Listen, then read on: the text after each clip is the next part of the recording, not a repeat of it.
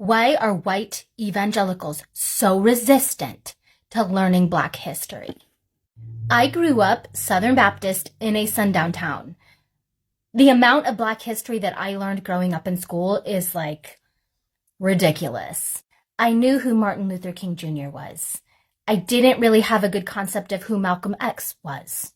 I had heard the name Harriet Tubman. I didn't really know her full story.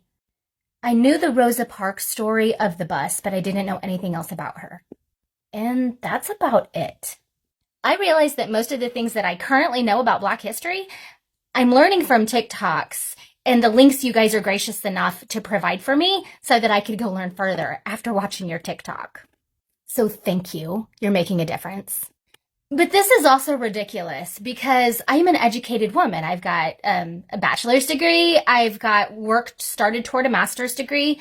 I am, by all means, on paper, an educated woman.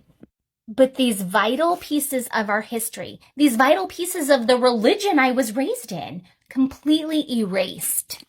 Why? When I ask why, I look no further than my own family and church family growing up.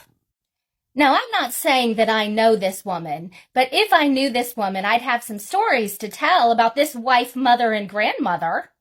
She wrote this book glorifying herself as a survivor of having a husband who unalived himself. That man would be my father. I found him at age 5. But anyway, all the ugly parts of all our family history were erased.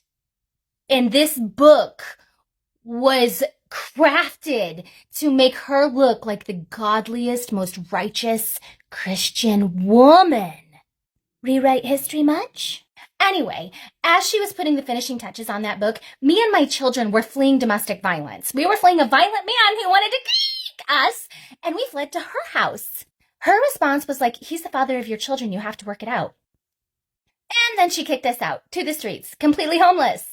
My kids were 13, 11, 10, and 3 years old. We had nowhere to go but maybe a bridge to live under. Thankfully, we found a domestic violence center with a good homeless shelter. But as we were leaving, she was in tears. They're going to think I'm the bad guy. They're going to think I'm the bad guy. They're going to think I'm the bad guy.